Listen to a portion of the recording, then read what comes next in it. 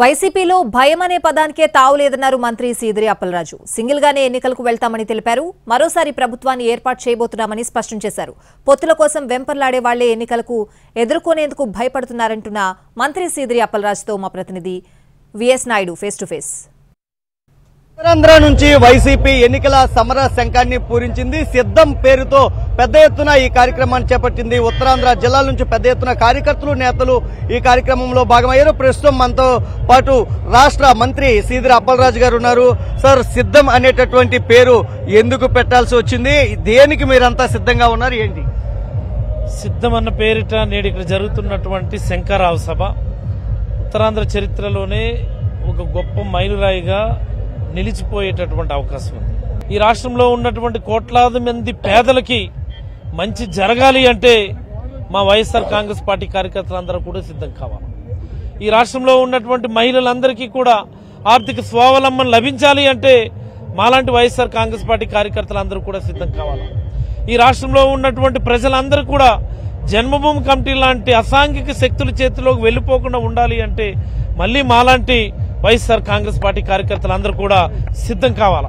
Sir, ముఖ్యంగా TDP ఏదైతే జనసేన పొత్తు నేపథ్యంలో వాళ్ళని చూసి మీరు భయపడే ముందస్తుగా ఈ మార్పులు చేర్పులు అన్ని చేసుకుంటున్నారనేటటువంటి విమర్శలు వ్యక్తం. జనరల్ గా భయపడేవాడు తోడు కావాలి, సహాయం కావాలి అని ఎదురు చూస్తాడు. MI right are not?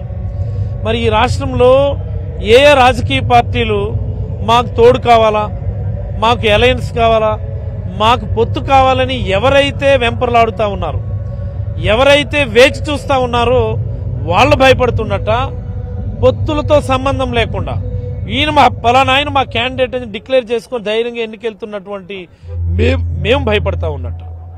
భయం అన్నటువంటి పదానికి వైఎస్ఆర్ కాంగ్రెస్ పార్టీలో తావు లేదు. ముఖ్యంగా జగన్మోహన్ రెడ్డి గారికి అవసరం లేదు.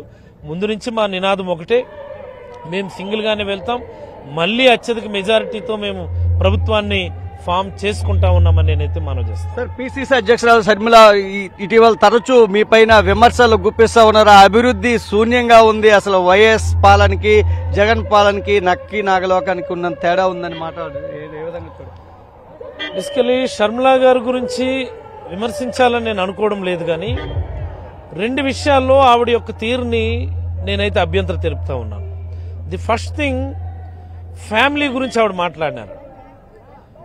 ఈ రాష్ట్రంలో ఉన్నటువంటి ప్రతి ఒక్కరికి తెలుసు డాక్టర్ లేట్ వైఎస్ఆర్ గారి ఫ్యామిలీని కాంగ్రెస్ పార్టీ ఎలా అవమానించింది, ఎలా రోడ్డు మీద కూర్చోబెట్టింది, ఏ రకంగా జగన్మోహన్ రెడ్డి గారి మీద తప్పుడు కేసులు పెట్టి అది తెలుగుదేశం పార్టీ సహకారం తీసుకుని పెట్టింది అనేది అందరికీ తెలుసు. మా పలాసలోనే బస్సు ఎక్కి ఆవిడ అభివృద్ధి గురించి మాట్లాడింది. ఆవిడ కానీ ఒక్క అరగంట ముందో గంట ముందో ఇదిగో నేను పలాసలోనే ఆగుతా ఉన్నాను, పలాసలోనే బస్సు ఎక్కుతున్నాను అని చెప్పి ఆవిడగా నిజంగా ఒక్క అరగంట అక్కర్లా 10 నిమిషాల ముందు చెప్పిన ఆవిడ్ని మేమే స్వయంగా మా కారులోనో మా బస్సుల్లోనో ఎక్కించి అభివృద్ధి అంటే ఏంటో దగ్గరుండి చూపించేవాడిని. మరి అవకాశం ఆవిడ మాకు ఇవ్వకుండా కేవలం విమర్శలకు ఆవిడ ప్రాధాన్యత ఇవ్వడం అనేది బాధాకరం.